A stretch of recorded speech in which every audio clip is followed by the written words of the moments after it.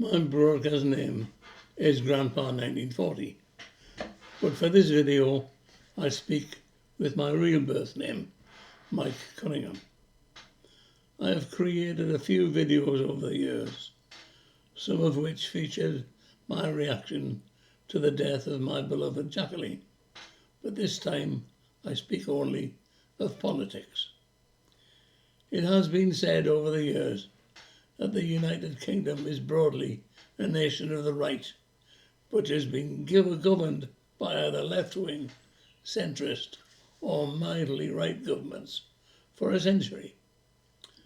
We were not due to have an election until the later months of this year, but the unelected Prime Minister, a slippery man of Hindu Indian origin, faced with dire polling numbers due mainly to the mishandling of Britain's borders and economy, decided to go for a virtually instant election, as he could see that the economy was emerging and he thought he could get sufficient electoral cover to ease a narrow victory, even knowing the dire polling numbers which he faced. But here's the two things which could have not figured in his calculations. A, he forgot about the wishes of 17.4 million of British votes which had demanded Brexit, and had instead been handed a mishmash created by Theresa May, Boris Johnson and the fellow travellers of the Foreign and Cabinet Offices. And B, he also forgot that one single man also recalled what had been promised and was aggrieved at the betrayal of the wishes of the Brexit voters. When Margaret Thatcher was deposed as Prime Minister, we lost the most able political mind which had served her country in a century. True, she had taken up the poll tax and had lost that battle, but she should have sailed on, taking her country with her.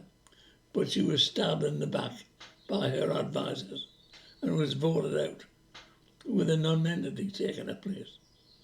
His rule soon became chaotic and was supplanted by that Supreme Liar Blair, whose rule gave us the devolved administrations of Scotland, Wales and Northern Ireland. It was also Blair who gave in to the terrorists and handed the keys of Stormont to the blood-soaked hands of Sinn Féin IRA. But what was virtually unnoticed was the loosening of the very borders of the United Kingdom, with easy visa access to virtually anybody who asked. 2.5 million came as migrants in 5 years. In another virtually unnoticed place, a young unknown barrister gained a win in court, which provided benefits, accommodation and sustenance to those illegal migrants who had gained our shores in the backs of 18-wheeler trucks. His name was Keir Starmer. David Cameron led the 2010 election surge, which ended the Blair-Brown years, and that particular political animal, knowing his paymasters in big business wished it, never even attempted to close or lessen the legal migrant flow, because their presence kept wages down for British workers, who could not compete with the lower wages paid to migrants. He promised to lower migration to the tens of thousands, but never made any attempt to change anything. Trapped into holding a referendum about Britain leaving the European community, Cameron thought it would be an easy win. After all, he had Westminster, big business, all the unions, most of the TV and media behind him. He had a massive operation, and he lost it by almost 16% of the vote, numbering 17.4 million.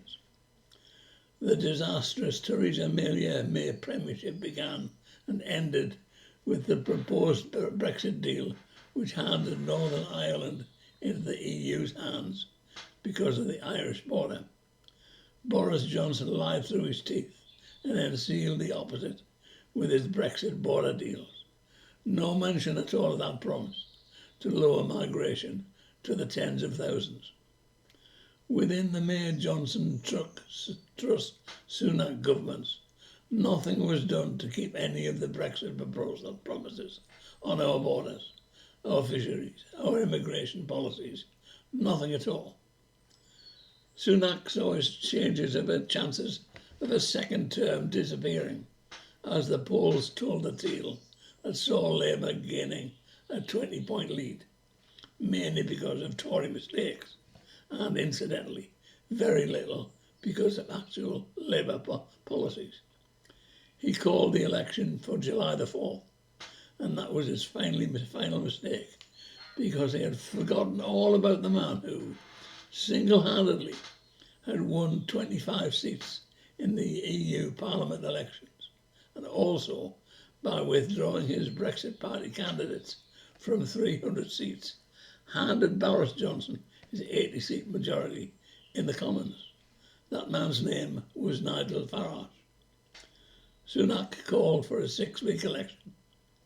Farage, who was then a full-time broadcaster with GB News and also the honorary president of the Reform Party, this being the renamed Brexit Party, saw his moment, rigged a deal which made him the Reform leader with Richard Tice as his mate, and began the charge which has seen his party change from a steady 7% in the polls to, in the space of 2.5 weeks, an astounding 17% with the level pegging with the Tories, and in one poll, an amazing 24%.